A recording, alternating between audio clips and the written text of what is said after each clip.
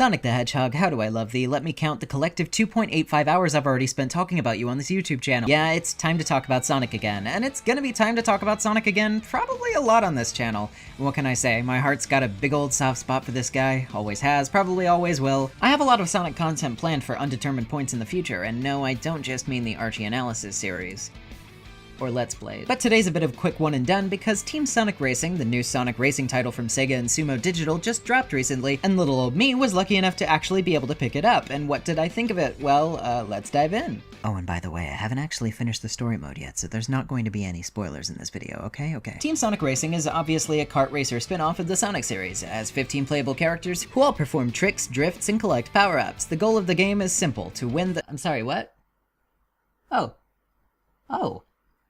Huh. Okay. So it turns out the team in Team Sonic Racing wasn't all that inconsequential of a naming convention. Unlike most traditional kart racers on the market, TSR thrives on cooperative gameplay. You race in a group of 3 and win races based less on overall speed and more on your level of group efficiency. Of course, nabbing the top 3 spots is encouraged, but it's less about how far ahead of the pack you are and more about how willing you are to bump shoulders with your squad to help each other get ahead. Race results are driven by points, based on how your team works together, with 4 teams of 3 competing for a total of 12 racers. Any character can be in a team except for in the single-player story mode, which automatically assigns certain groups to each other. To build up points and race more efficiently, you can do a few things to work as a team. For example, when one member of the team is in front of another, a yellow trail leads behind them that is only accessible to other team members. This trail, if stayed on consistently, builds up and when it's moved off of, will give the trailing teammate a slingshot of quick speed to get closer to the front of the pack. Crash teammates can be given a quick boost back up by a passing teammate who happens to drift close to them, and item crates can be shared among teammates by those willing to offer up their reward to someone more in need of it. Working together also builds up an ultimate meter, which when full can be activated to perform an ultimate team action, which grants the entire squad a temporary burst of speed, invulnerability to oncoming hazards, and the best handling in the game. There are 21 total tracks, some returning from the previous All-Stars racing outings, but all of them are vibrant, beautiful, and don't give me any technical trouble at all, even running on a standard PS4. There's also multiple modes, ranging from the always fun Grand Prix and time trials to the somewhat annoying but ultimately harmless like ring or goalpost missions. Progressing through the story mode also unlocks extras that can be used in other modes, such as different customizations for various cars like paint jobs, finishes, mats, and even horn sounds.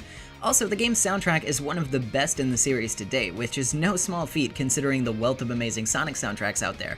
Returning talent from Jin Sinoue to T-Lopes to even Crush 40, who performed the main theme song, all completely nail it and provide an extremely memorable body of work here.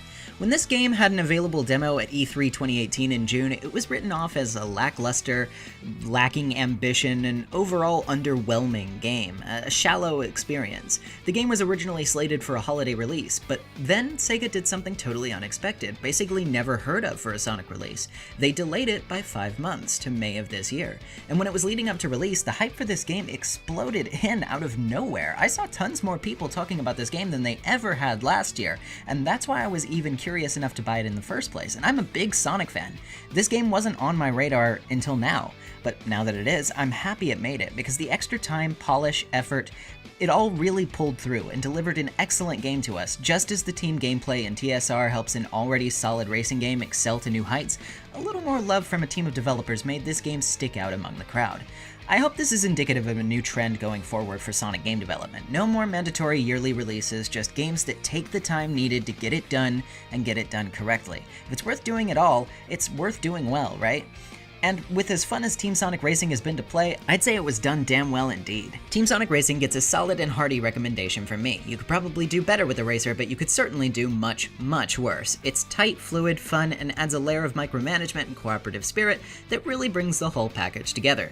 The game is available multi-platform now, retailing at about $40 US, and I'd definitely say that's worth the price of admission. And I'm not being paid to say this, but Sega, I would like to be paid to say this if you want me to in the future.